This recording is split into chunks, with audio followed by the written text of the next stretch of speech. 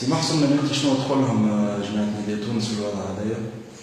انا لازم نقول لهم برشا حوايج لازم نعطيهم رساله واضحه، خاطر تو ثم برشا اخبار متضاربه وانا فاهمهم، ثم امور تاع شك وثم برشا ناس ما تحبش خير قاعدين يعمروا في القلوب ويكبروا في الحكايات.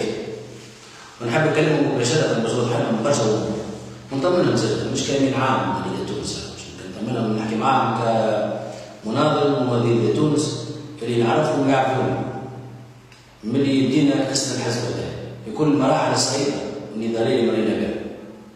الاجواء السائده توا في تونس سهل جدا تتصلح، اما لازم يبعد الوسواس على بعض الناس والناس الكل تغلب بالمصلحه العامه، وخاصه الموقف الايادي الخارجيه والعبث، ونقصد بالاساس ايادي الفساد اللي تعرفوها ولا دورها التخريبي واضح بالعمل الاشاعات اللي صايره وتحويل قضايا اللي هي قضايا عاديه في تونس الى كأنها مشاكل بين اشخاص.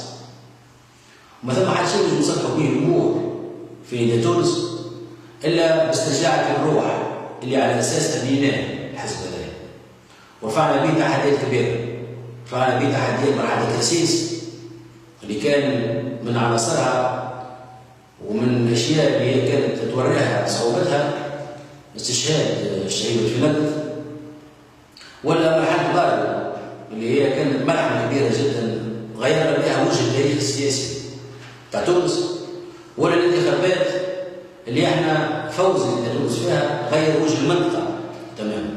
الروح هذه نعرفوها على تبنات من الخطاب التاسيسي اللي القاه الخطاب هذا في 19 جوان 2012 مؤسس الحزب بيجي غالي السمسي، على اساس من الروح البرجيبيه الجديده اللي تقوم على انه الفكره الوطنيه وخدمه الشعب وخدمه الوطن وان الوطن فوق الاشخاص، وانه ثم خط وطني عصري حداثي لازم ندافعوا عليه لانه مهدد، كان مهدد وما زال مهدد الى اليوم. ثم تجميع التونسيين والتونسيات حول الرايه الوطنيه، هذا الكل احنا اليوم محتاجين ليه. ليش محتاجين ليه؟ تحدي يا اخي، هو تحدي تحويل تونس الى حزب حقيقي عنده اداء جيد في السلطه ويستطيع ان يبقى في السلطه، حزب ديمقراطي، حزب مفتوح، حزب قوي، حزب الناس كلها، مش حزب مبني على ولاء الاشخاص، ومش حزب يمكن يستعملوه بعض اللوبيات لتوجهات معينه، حزب يعبر عن الفكره الوطنيه التونسيه نحبوها الناس. انا نحب نكلم المناضلين والمناضلات اللي نعرفهم في الجهات، وخاصه نحب نركز على المناضلين اللي هما عملوا الملحمه كل هذه خطوها في الجهات، وبرشا ناس ما نعرفهم مش تعرفش اساميهم، ويمكن ما لقاوش التقدير اللي يستحقوه، وبرشا منهم مازالوا عانوا في البطاله، وبرشا منهم ما لقاوش المكان اللي يستحقوه لاسباب وما يعرفوه. حاب نكلم المناضلين اللي هزوا الحمل، وانا نعرف ان احنا مقصرين معهم، الحزب كله مقصر معهم، لأن الحزب ما لقاش الوقت باش يركع شوية ويرتاح بعد الانتخابات لإعادة تأسيس نفسه. بكل أسف كل مرة جينا باش نعمل العمل هذايا ثم بعض عطلونا باش نعملوه بالسرعة اللازمة. كل مرة تجي حكاية. ولكن في كل الحالات أنا متأكد أنه كيما الروح الوطنية عاونتنا اللي حكيت عليها، عاونتنا باش نرفعوا التحديات كبار ياسر، التحديات باش نرفعوا فما ثلاثة أشياء أساسية يلزمنا نعرفوها ومهمة ياسر، ويلزمنا نتمسكوا بها في الفترة هذه بالذات. فالجو هذا تاع الخانق تاع الإشاعات. الأشياء هي أول حاجة أن نتمسكوا بالمؤسسات الشرعية تاع الحزب اللي هي كلها مؤسسات مؤقتة باش تكون محل المؤتمر. أنا نفسي دوري مرتبط بالأساس بالمؤتمر.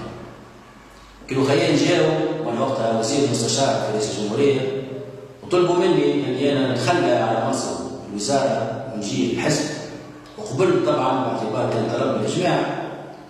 ما كانش الهدف كما قاعدين نقولوا بعض الخيال ان احنا واحد يحب يمسك الحزب ولا يحب ياخذ الحزب لتوجهات شخصيه كما يقولوا بعض بكل اسف مثيري الاشاعات، لكن الهدف ان الحزب هذا يبقى دائما محافظ على الخط الوطني للعصر الحديث وانه يمشي المؤتمر هذا وينجح فيه. ونهار يولي المساله هي صراع بين الشخصيات يا خيبه المسعى، واي شخص من الاشخاص مهما كان في امامه اذا تصور قال انه وجوده مش اللي هو مع بعد الحزب على توجهاته من احسن يشد الدار، على خاطر المناضلين تونس ومناضلاته يعرفوا شنو التوجه اللي يمشي، والطبيعه ما تحبش الفراغ. المسألة الثانية مع تمسك بالمؤسسات الشرعية للحزب اللي هي في وسطها يلزمنا ناخذ قراراتنا. فماش خارج المؤسسات، ولا إذا نحن في المؤسسات الوقت هذه ولم ناخذ قراراتنا خارجها فطبعا النتيجة اللي تكون أنه فوضى عالمة. كل واحد يجمع ناس ويقول أنا عندي قرارات.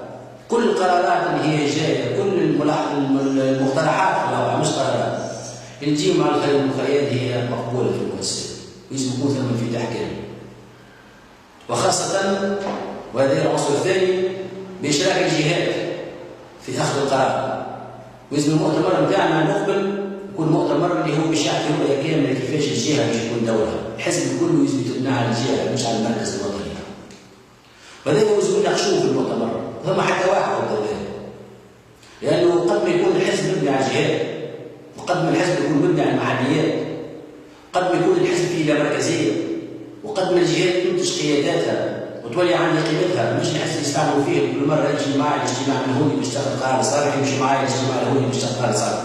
لا، يلزم الجهات ويلزم المكاتب الجهوية والمحليات بعد المؤتمر هذا يلزم تكون عندها القدرة الكافية بعد ما تم انتخابها ديمقراطية طبعا باش تعبر على طموحات المناضلين والمناضلات. لازم تولي عندها القدرة باش تاخذ قرار يولي يصير لا مركزي. ومن الآن إعداد المؤتمر هو نفسه يجب يشارك الجهات فيه. ما ثم حتى واحد هذا، وبالعكس احنا قاعدين نحبوا نفتحوا كل المجالات لشركة الجهات في أخذ القرار، أي مقترحات تجي من عندهم هي مقبولة. المسألة الثالثة هي التمسك بالخط الوطني العصري الحداثي المهدد. تسيرش لو حتى شيء أكيد بشكل نهائي، كل شيء لازم ديما نقعد نحافظ عليه. فهذا نعملوه الناس كل تحس نحن خيال مع بعضنا، حتى واحد ما يجي يكون واحد في الحزب هذايا. القفة هذه فيها برشا وذايا لازم برشا ناس يهزوها. الآن طموحنا لازم يكون طموح جماعي مش شخصي. والآن القيادة نتاعنا لازم تكون قيادة جماعية. ويلزم أي واحد كي يعمل عمل مهما كان هو متميز بشخصه، ومهما هو كان عنده قدرة على العمل بسرعة يمكن تفوق سرعة الناس الآخرين. لازم يكون هذاك يبدأ في ملحمة جماعية أخرى نعملوها مع بعض. الرسالة نتاعي للمناضلين ومناضلات تونس ما تعطيوش يذل الإشعاع، خلينا نركزوا على الشيء المهم. السؤال اليوم مطروح علينا الآن بعد الملحمة اللي عملناها الكبيرة هذه، والتوانسة الكل قاعدين يوزنوا خاطر إذا تونس هو حزب التوانسة الكل، وكل تونسي يسمع بالحكايات اللي فيه، وهذه حاجة مش خايبة خاطر احنا نحب تونس كلها تولي في وسط بلاد تونس، وإذا تونس يحب على تونس كلها. يلزمنا في الظرف هذا المهم نفهموا أنه راهو توازن بلاد تونس هو من توازن تونس، وهذاك علاش يلزم كل واحد يحاول يجبد شوية من نفسه، ونعرف أنه أهم شيء هو أن المؤسسات الشرعية داخلها يتم النقاش.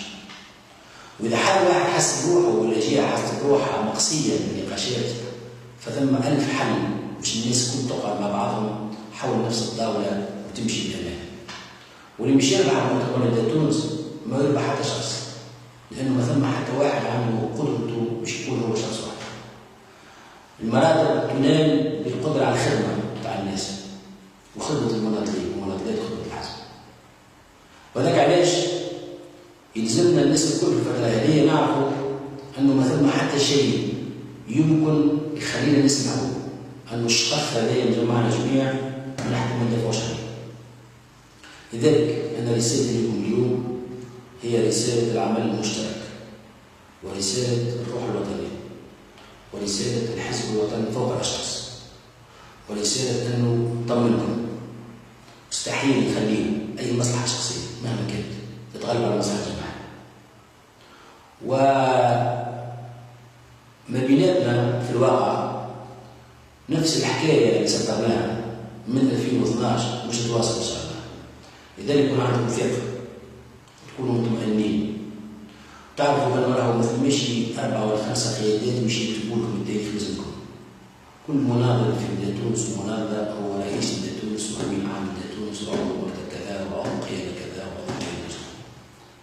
وانتم لازم تحافظوا على حزبكم، وانا ادعوكم كل واحد من عمل موقعه ايا كان، سواء كان في محليه ولا مكتب قاعدي في اي جهه من جهات الجمهوريه، يعتبر نفسه مجند للدفاع عن وحده الحزب والدفاع عن الخط الوطني العصري للحزب والدفاع على انه المحطات المقبله تكون محطات العمل الجماعي. هذايا باش تونس البلاد اللي نحبوها ويعز علينا على الاخر، واحنا الحزب هذايا خلينا والناس كلهم موجودين فيه متطوعين بخمسين الى حد الان باش نواصلوا هكاكا لخدمه البلاد هذه. لما مخاطر نحددها لازم يكون عندنا قدره باش نميزوا، وقدره باش نعرفوا شنو الصحيح، وقدره باش نعرفوا شنو الشيء اللي نثبتوا عليه، الصبر والثبات. هذه هما الاشياء اللي احنا باش يخلونا ان شاء الله قاعدين معاهم وماشيين في الاتجاه السليم. بعد ايام تحل ذكرى استشهاد المناضل لطفي نقذ اللي دمه كان هذيك القطره اللي طلعت الشجره نتاع الزيتون في النخله نتاعو اللي صارت شعار به، واللي هي زاد مش كان دمه هو، دم كل الشهداء اللي تونس جمعتهم من اجل حريتها وتحررها. اعتقد انه احسن رساله ليه ولكل الناس اللي ضحات سواء كان بحياتهم او بجهدهم ووقتهم، رساله وحدتنا جميعا وعملنا جميعا. انا اعتقد ان هذه الرساله نحب نقولها لمناضلين تونس ومناضلين، ونعرفوا ان هما اللي جمعتنا بهم برشا محطات، وانا وزملائي تقريبا خط الجمهوريه التونسيه كله مشينا لها، فمش حتى المدينه مش نعرف المناضلين، نعرف ان هم يعقلوا ان يميزوا، نعرف ان هم ان شاء الله مهما كانت المحطات، محطات تونس، محطات جندوبه، محطات جربه، محطات قروان، محطات جنوب، المحطات الكل نجمعوا فيها الناس كلها يلزم تصب في المصلحه العامه، ونحن منفتحون على المصلحه العامه وما عندناش موقف الاقصائي ولا عندنا موقف سلبي. نغزو في عينينا بعضنا جميعا في الظرف هذا، نقولوا ان هذا الوطن مش ندافعوا عليه،